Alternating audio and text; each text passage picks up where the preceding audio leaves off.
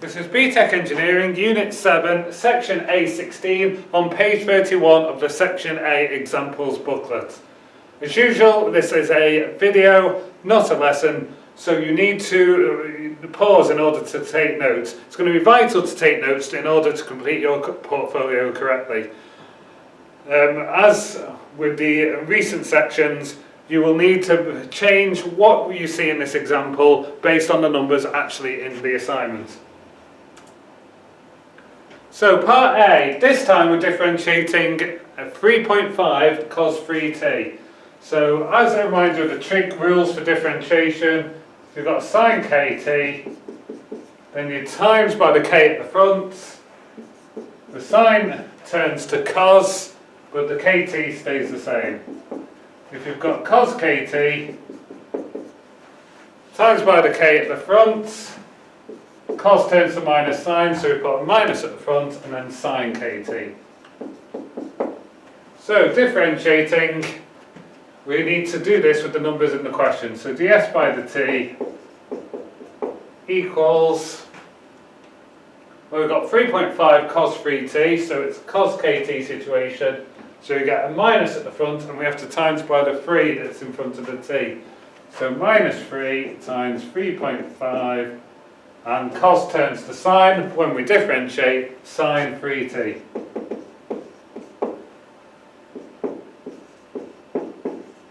Simplifying, minus 3 times 3.5 is minus 10.5. Then carrying on to the second derivative, differentiating again. We times by the number in front of the t, so 3 times minus 10.5, sine turns into cos, so cos 3t, 3 times minus 10.5 is minus 31.5 cos 3t. Now we'll need those answers for the later bits, so let's write them all down for reference.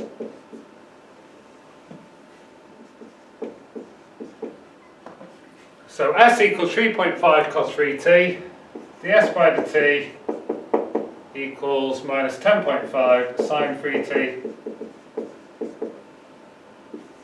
d2s over dt squared equals minus 31.5 cos 3t. So, moving on to part B.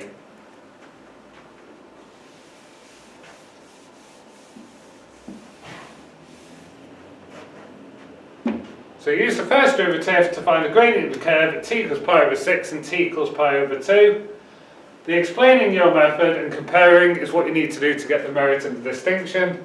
So starting with t equals pi over 6, the gradient equals ds by the t. So looking at the formula of ds by the t, minus 10.5 sine, open bracket, 3 times t, 3 times pi over 6.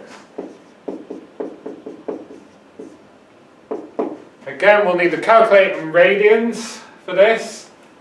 So shift mode 4.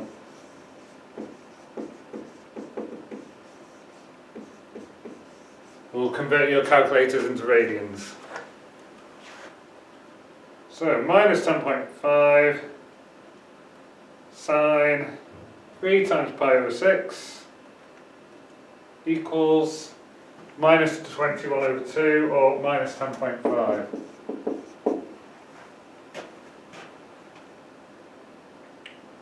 Then the other t value is pi over 2. So we go through the same process. Gradient equals ds by the t equals minus 10.5 sine 3 times pi over 2 equals, stick that into calculator, we get 10.5.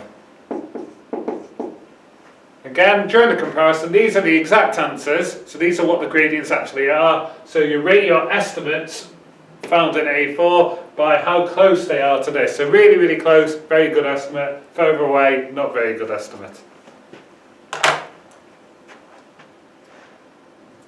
Part C.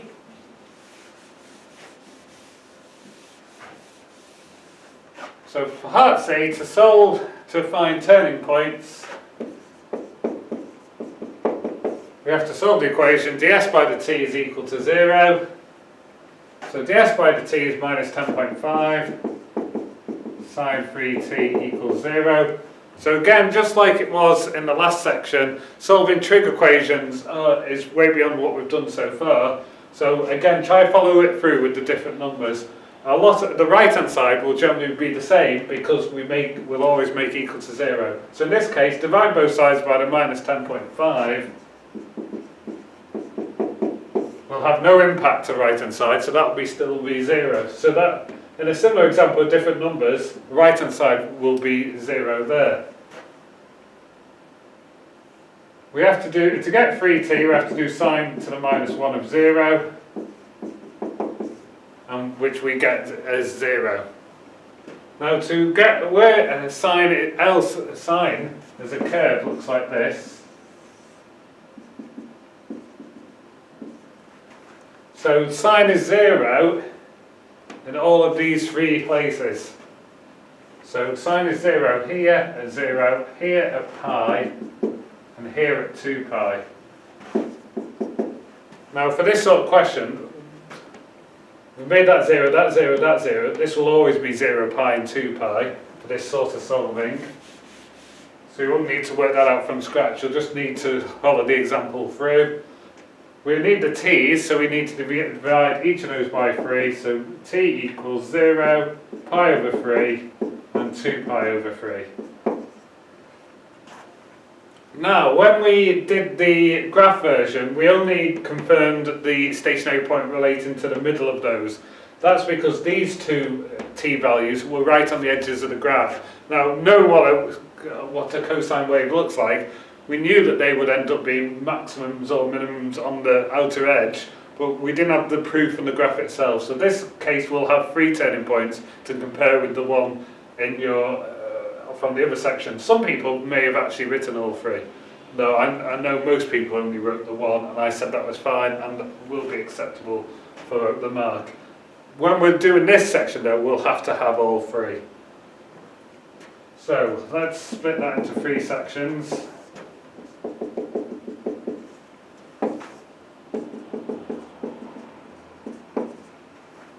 So when t equals 0, we need to find the s value. S equals 3.5 cos 3t. So we need to stick the t values in for each of these 3. So s equals 3.5 cos of 3 times 0 gives 3.5. So the point here is 0, 3.5. Do the same for pi over 3. S equals 3.5 cos of 3 times pi over 3. Stick that into a calculator, we get minus 3.5.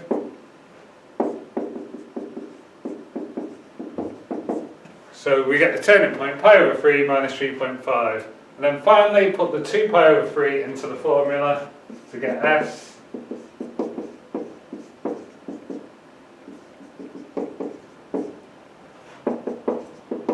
We're going to get plus 3.5 again. So stick all these into the calculator. So the coordinate would be 2 pi over 3, 3.5. Now for each of those we'll then have to do the second derivative test to decide if they're maximums or minimums. So the second derivative is there. So d2s over dt squared equals minus 31.5 cos 3t.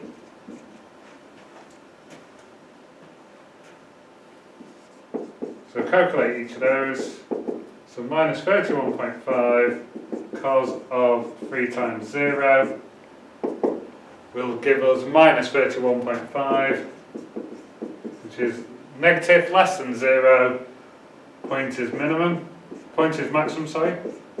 A negative second derivative corresponds to a maximum point. Similarly, we stick the pi over 3 in.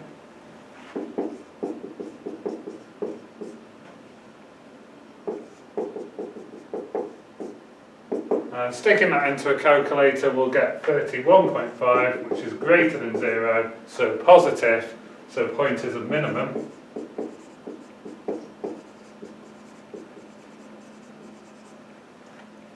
And then for the final point, we put 2 pi over 3 in.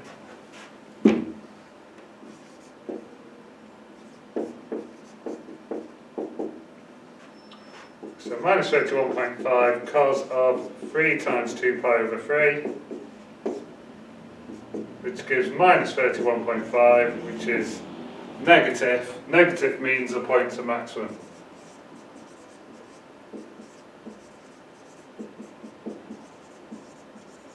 So again, the level of work is quite high, but just try and follow it through with your numbers. Note, of course, because that's always equal to 0, that's the same, that's the same, that's the same.